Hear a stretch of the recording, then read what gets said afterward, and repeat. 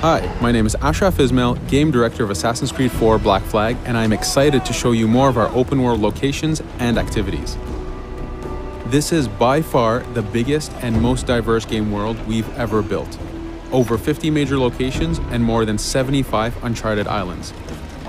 In this demo, we will be jumping around to different parts of the Caribbean world and showing off some of this diversity.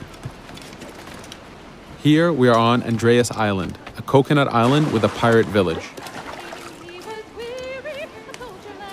Up ahead, we have a tavern.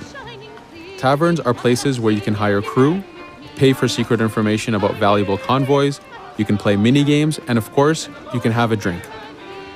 To gain access to all of this, you need to prove yourself with your fists.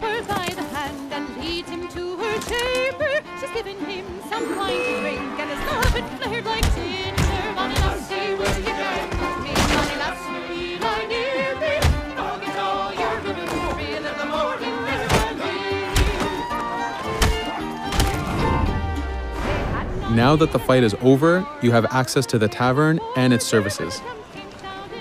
This being a tavern, there's always plenty of rum to be drank, but drinking too much will have some fun surprises for you.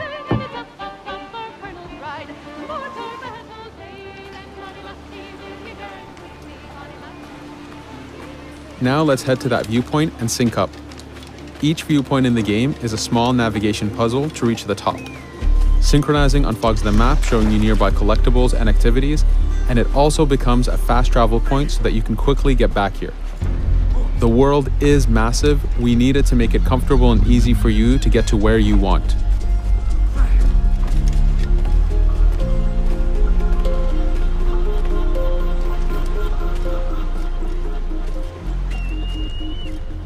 These viewpoints are also an opportunity for us to show off how beautiful and expansive this world really is.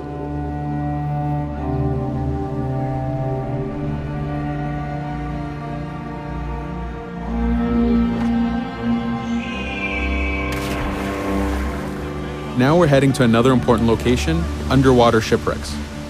We are now able to access these locations because we recently purchased a diving bell. These are real 18th century devices that pirates and sailors used to access the underwater. Underwater is how the golden age of piracy started.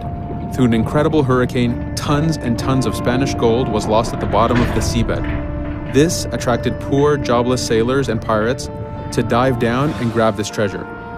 It was important for us to include the underwater as a new environment because it was so important to the history of piracy. The underwater is full of unknown dangers and predators.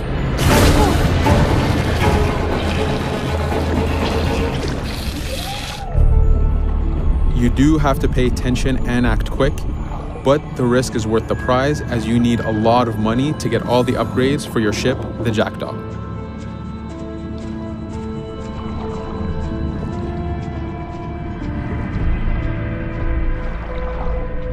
Stealth is very important, even in the underwater. Here, we can use the seaweed and plant life to keep yourself hidden from sharks and other dangers.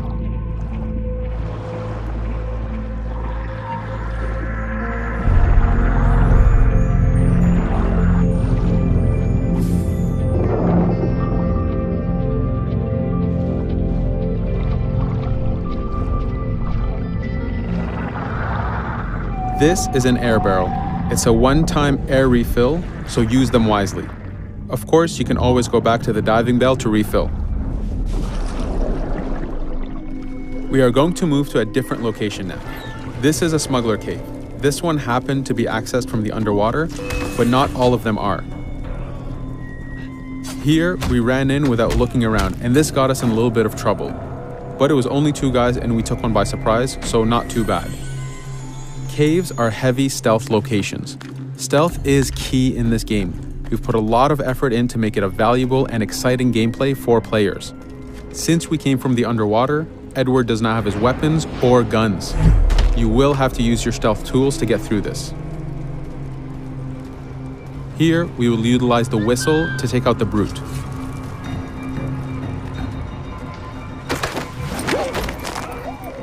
Anytime an enemy is taken out, they will drop their weapon for you to use.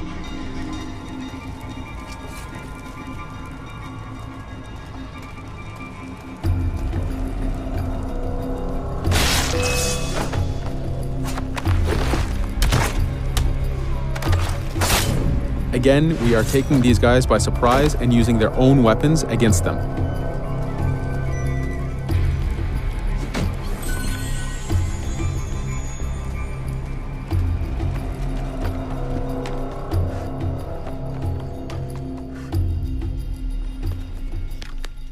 Using just your fists keeps things quiet.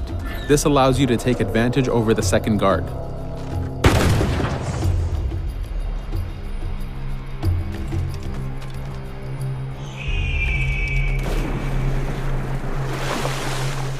Up to this point, we've been doing a lot of pirating. This has attracted the attention of pirate hunters. This is fed back to you with the clashing swords above the health bar. This is a first level hunter after us. You can push the wanted system to reach level 4, where you have a fleet of intense aggressive hunters after you. The horn you heard indicates that this is a charger type ship. This ship is all about getting close and ramming. Each ship type has a unique sound associated to it, the scariest being the war drums of a man of war. Your first mate, Adewale, is always giving you helpful advice and feedback. The chain shot is a stun weapon. Hitting ships slows them down. Great for stopping a charger's attack.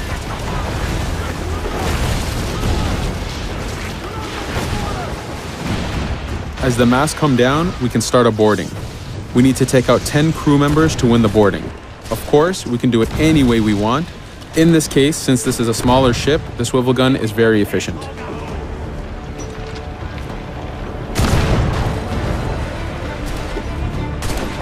There are many objectives in the boarding system, including destroying powder keg reserves and removing the flag from the top mast.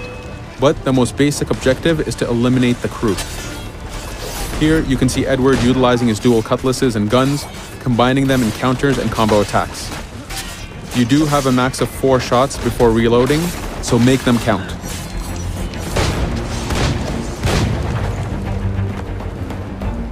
Plundering a hunter allows you to send a very powerful ship to your fleet. They are also a good way to gain ammo for the Jackdaw. In this case, we will use this opportunity to lower our wanted level.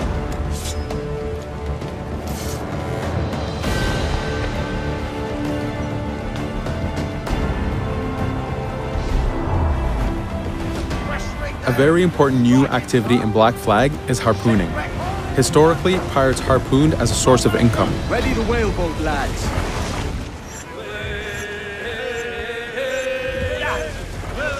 Harpooning is a part of upgrading Edward and his gear. There are many different types of creatures to harpoon, and they are all needed to get every single upgrade.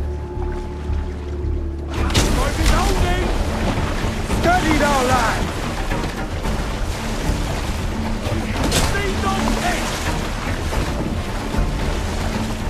Success! Turn into sea ray!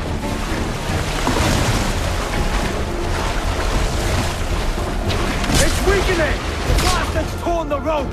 Stay sharp, lads. This is one of the smaller harpooning targets. Just imagine taking on a great white shark or a blue whale.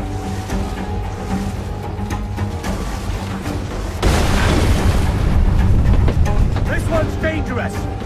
The harpooning activity itself has upgrades, and you will need them to take on the bigger targets. You can upgrade the health of the rowboat, the number of harpoons you carry, and the damage of the harpoons themselves.